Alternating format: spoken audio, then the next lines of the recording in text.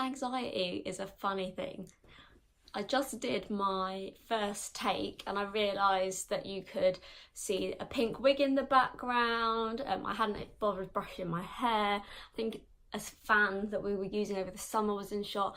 And I was like, shit, I really need to refilm the intro to this thing. And what I think one of the reasons that I wanted to make my video today is to kind of come back onto YouTube and say, well, actually the reason why I haven't been filming for the last 8-9 months is, you know, basically every time I film myself I'm having apparently an ugly day and I watch it back and it makes me cringe. Like I think my face looks flat, or so there's something about it that I don't like, so I just kind of go, nah, that's kind of it, I won't bother anymore.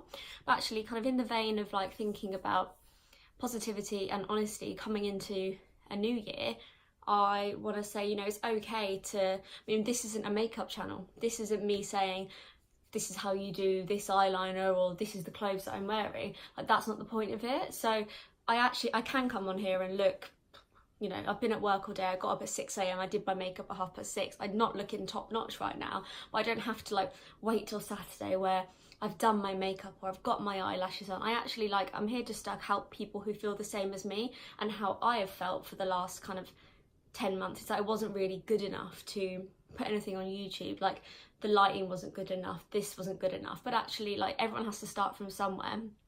So I'm back.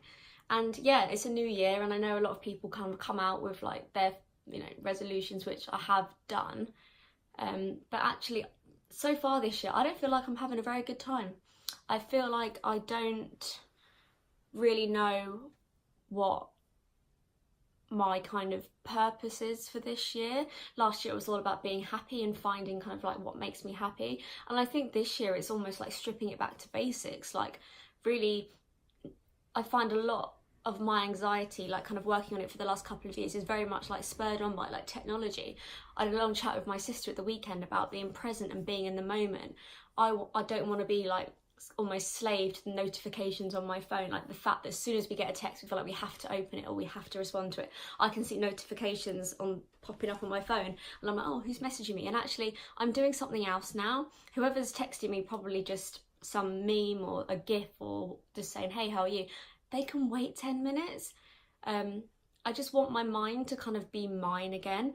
I don't want, and again, like this is something that I've really been thinking about, and I've ordered a book on Amazon, which I'll talk about if it's any good, but just about getting back to like the basics of happiness. When you think about, think back to your childhood, I think I had a pretty happy childhood, like, you know, just kind of quite chilled. And actually I spent a lot of time, and this will sound weird, but I spent a lot of time, I told this to my mum recently, but lying on the floor of like whichever room I was in and looking at the ceiling and imagining what it would be like if my house was upside down. And I feel like with technology and with the advent of like, and I do it and I'm trying not to do it, it's almost like we don't let ourselves be bored.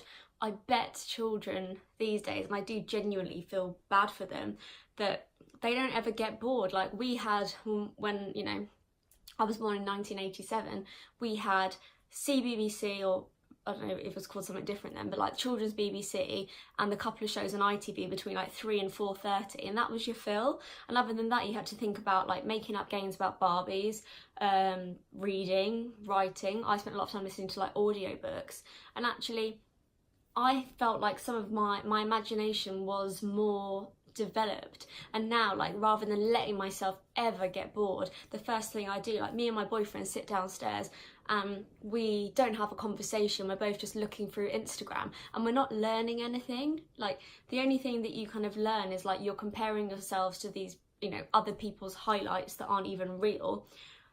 And I just think it's a shame, and what I want to try and do this year is really like work on what it does mean to be happy for me, and not letting myself feel like I have to be uploading to Instagram or I have to be scrolling through Instagram in case I miss whatever the thing is that compels me so much on a daily basis to go in 5, 6, 7, 9 times a day to have a flick through, you know, all these posts that I really, a lot of them are ads. Or what I'm going to try and do is take it back to basics a little bit this year, spend more time just being present in the moment and enjoying what I'm doing at that time, not thinking, oh, I need to check in or Instagram it or do this, do that, or not worrying if other people, like, what is it to anyone else if I'm somewhere with my boyfriend or enjoying something with my friends. I want to be present, enjoy it for what it is at that moment, and almost let technology take a back seat. I want to be in control of when I check my phone. So I'm going to put it on airplane mode, and every couple of hours I'll check in it. We lose ourselves to almost the persona that we're trying to put out there on the internet, and I don't know, like the stuff that we want other people to see, and we're creating this life, but really for who else's gain. So, I mean, this is a bit ranty, but so I think I kind of probably lost the point of what I was going on about. It was just me kind of saying it's actually okay not to feel great, and I don't feel that great at the moment. I'm very much on the figure out what my purpose is. I've changing jobs this week, so I'm kind of in a state of change there, where I'm obviously anxious for what might be. That was my 10% battery warning. I'm obviously worried about that. You know, there's a lot going on in my mind at the moment, but what I need to do is think about actually what's going to make me happy this year. I think it's okay not to be okay, and not in a sense that I'm depressed, because I'm not. I just feel like, and I can't quite put my finger on it, and whether it's just living in this society now, something feels off. And what I want to do this year is really work on what it is to be me, and find and enjoy that, and just do it for myself. So, and one of those things is recording, because I actually take a lot of joy editing. Well, I'm not very great at editing skills, but I really do enjoy it, and some of my close friends have said they've actually really enjoyed listening and watching my videos. So hopefully, if I get back on a good run with it, there'll be more of this. Yeah, it's okay to be perfect. So, not to be perfect, obviously.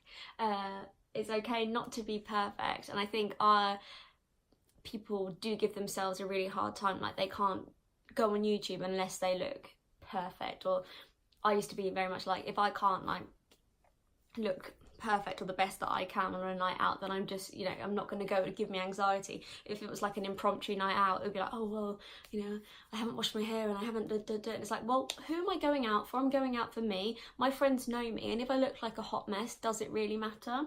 So I think put less pressure on yourself, give yourself a break. Hopefully I'll see you not so soon.